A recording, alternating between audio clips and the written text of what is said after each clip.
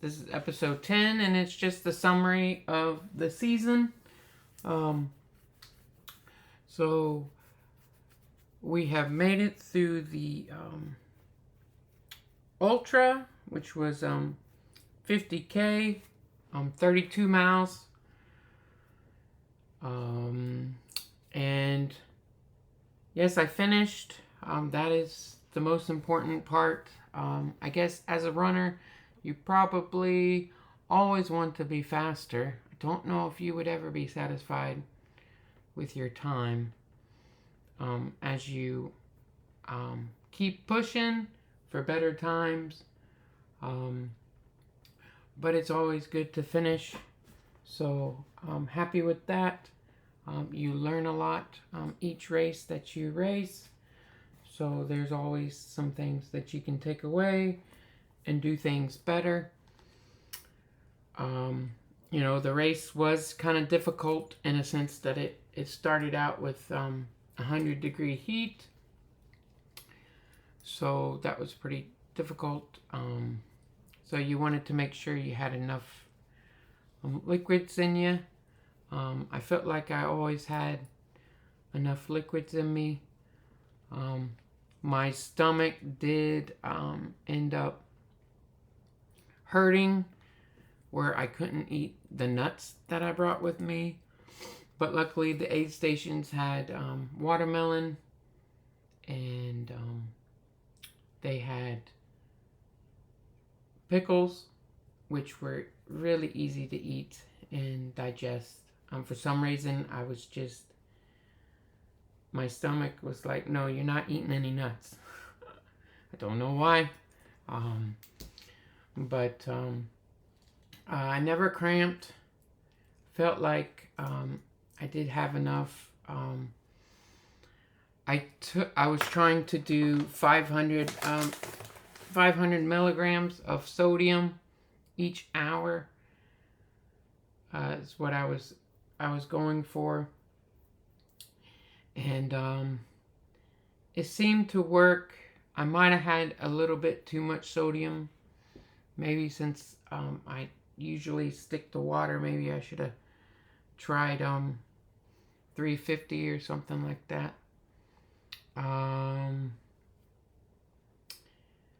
And I did try a new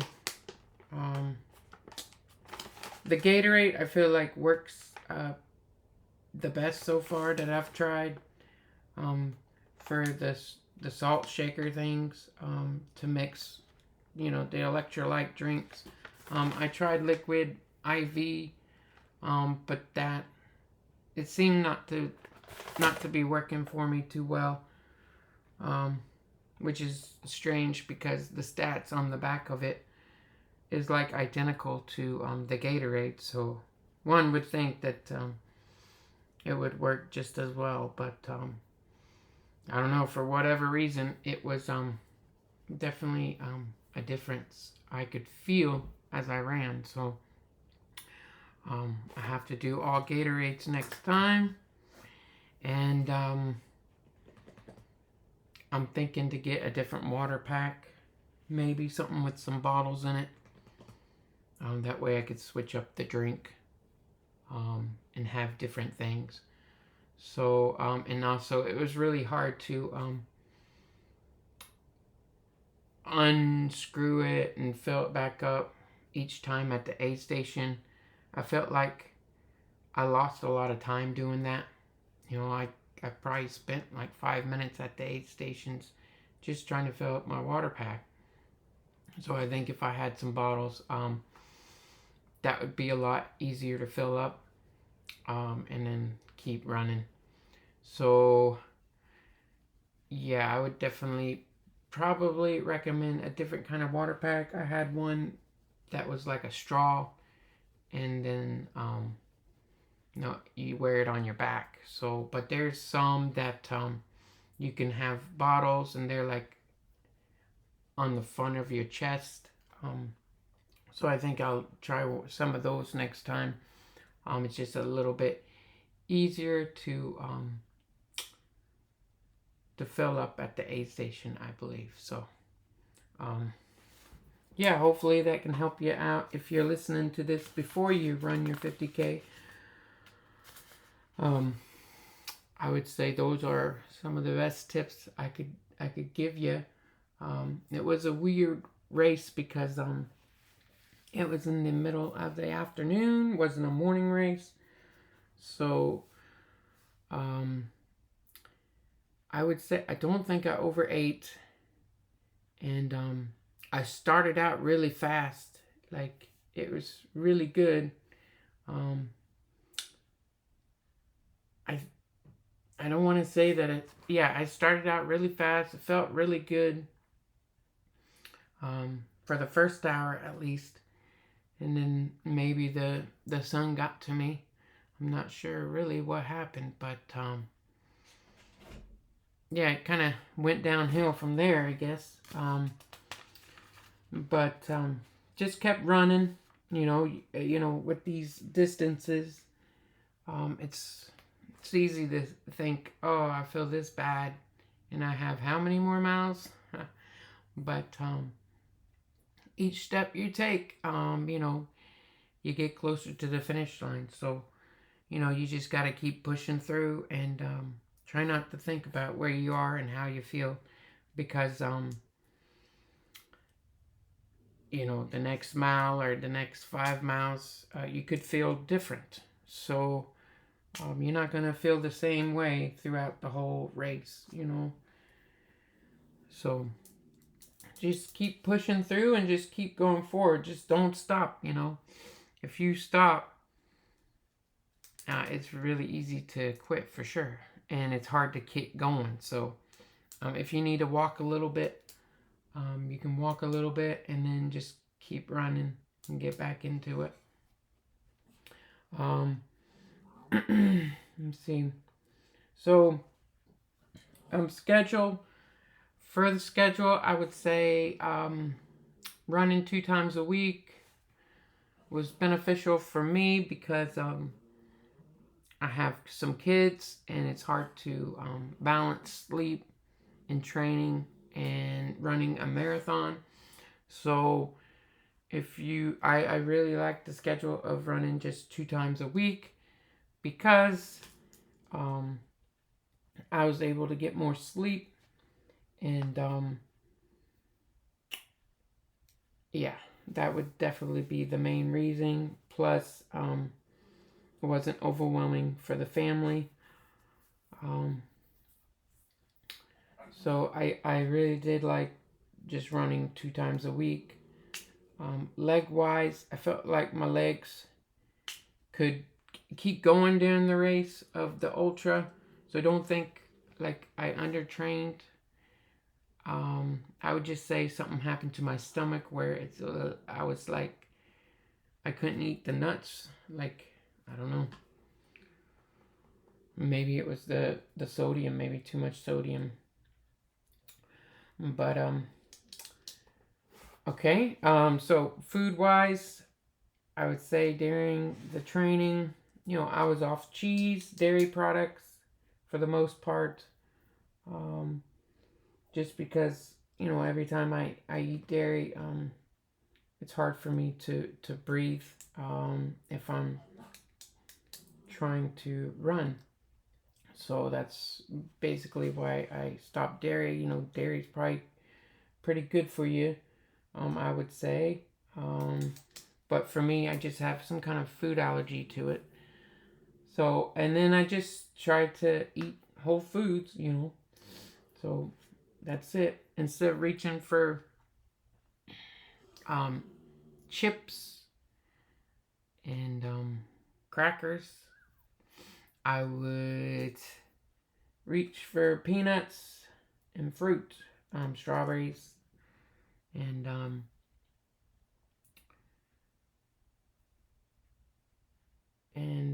blueberries. So just whole foods was what I used, in the training, and I can apply it to my life. So yeah, it's definitely a habit now, so that's nice, and continue doing that. Let's see. Injuries, I didn't get any kind of injury during this race, which was probably due to the fact that I didn't run so much. Um, but injuries can happen. Back to the scheduling, if you listen to episode 1, we talk about the schedule, which we did this ultra in 10 weeks, right? And if you're looking at a calendar, basically, once again, the how I figured to do 10 weeks is because at any given day I was able to run 10 miles. So I just started at the 10-mile mark, and then went up 2 miles every week for that. And it was kind of risky because you could get sick, you could get injured, and then sometimes some people like to just turn back the mileage some weeks. So I mean, you could add in some weeks to that scheduling if you wanted to, just in case you get sick, just in case you get injured. Add a week or two in between those weeks. But I was just planning on running even if I was sick. So which I think I did get sick one of the weeks, and I just had to keep running through it.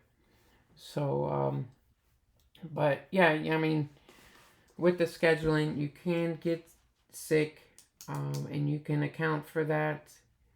You can also take a week off if it's too much.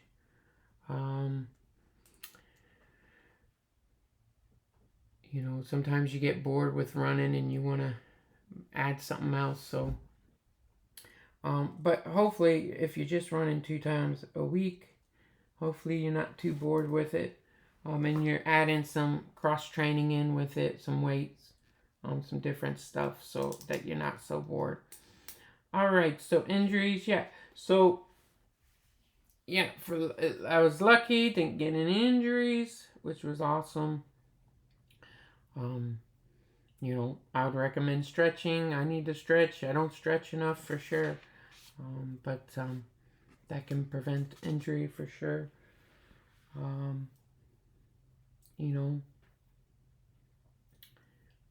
You also, you definitely want to know your why you're running, and just think about that. That way you can think about that when you're thinking to quit during your training, or you're thinking to quit during the race.